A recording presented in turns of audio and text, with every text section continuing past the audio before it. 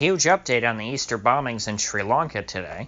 Now, apparently we're starting to hear a bit of the background as to why this attack was actually able to be successfully carried out. It turns out that multiple foreign intelligence agencies had caught wind of this attack ahead of time and had tried to alert the Sri Lankan intelligence folks.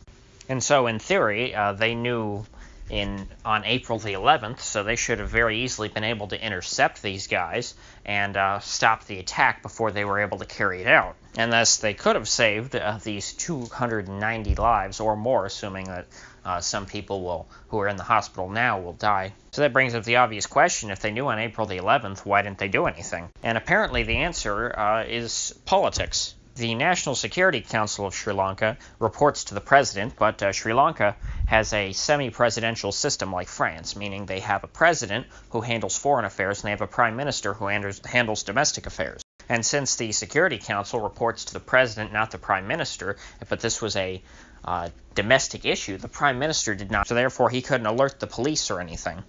Now, ordinarily, this wouldn't be a problem because most presidents of Sri Lanka would just invite the prime minister in to attend all of the Security Council meetings so that they were both up to date on whatever intelligence information that the folks of the Security Council thought was relevant for them to know. However, this president of Sri Lanka has had some political differences with the prime minister and doesn't much like him. So as a way of punishing him for disagreeing with him on whatever policy issues, he does not let him receive intelligence briefings. And so the president of Sri Lanka allowed this serial bombings to take place. He allowed 290 people to be killed just to spite a political opponent of his. Now, I thought U.S. politics were pretty bad, but that's about as savage as it gets. I don't know how this guy sleeps at night knowing that he allowed all these people to be killed out of spite for someone else who had nothing to do with this. You would think that as the president of Sri Lanka, you would be able to put aside your political differences when it comes to quite literally protecting the lives of your citizens. But apparently the president is committed to obstructing the prime minister at all costs. And the prime minister's not coming right out and throwing the president under the bus. He's being quite mature about it and just saying that there was an intelligence failure. And he even personally apologized. So it doesn't look like this will be officially confirmed, but that's pretty much what we're hearing coming out of all the leaks from the administration. Frankly, if I were the lawyer representing any of the families involved in this case, I would immediately call for the president to resign, and if possible, see him prosecuted for something in this case, because he certainly seems to have been complicit in the attack. Perhaps since it was targeting such a small percentage of the population, something like 5% of Sri Lankans are Christian, I think, well then perhaps he just didn't care enough to do anything about it. But since this attack also targeted high-end hotels, this probably will also hurt Sri Lankan tourism. If you recall, on Sunday, the bombings had led to about 190 deaths, the police had thought, and that has unsurprisingly risen to about 290 deaths today. At the time I had last addressed this topic, there had been about 8 bombings, all in different locations, all suicide bombers, at various different times. They didn't seem to be perfectly synchronized or anything.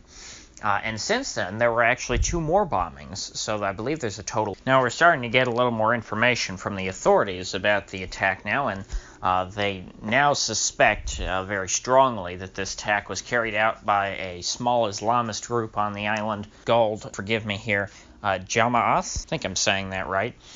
They are led by a man who killed himself in this attack. He's sort of I guess you'd call him a cleric. He kind of does crazy YouTube videos. I watched a couple of them. It's normal, crazy, Muslim guy in the desert type of stuff. Nothing too interesting. And so he and a bunch of his supporters blew themselves up. They apparently had only been in the news once before, and that was for vandalizing some Buddhist statues last year.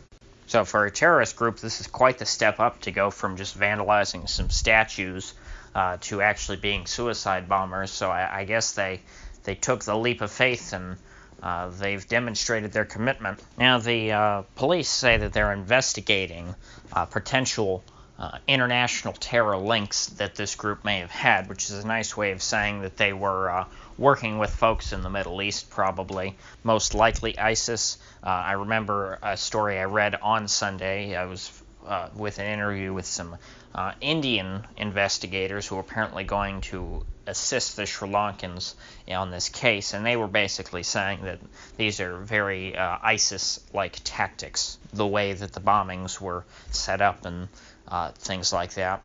And ISIS themselves have also claimed responsibility for this attack, though that doesn't really carry much weight with me because ISIS isn't really relevant these days, so they probably would claim any attack that they can just so that they can get some notoriety and get their name back in the news. I mean, as I've said before, you needed no other evidence with respect to the power of the CIA than when Trump told them to stop funding ISIS.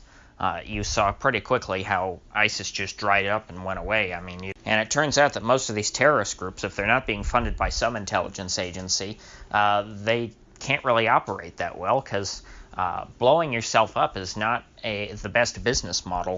But if you got anything of value out of this video, I'd appreciate you clicking that like button and subscribing. And if you do end up subscribing, be sure to click the bell so that you don't miss any of my future uploads, because I do upload every day, and I think I'll see you folks back here tomorrow.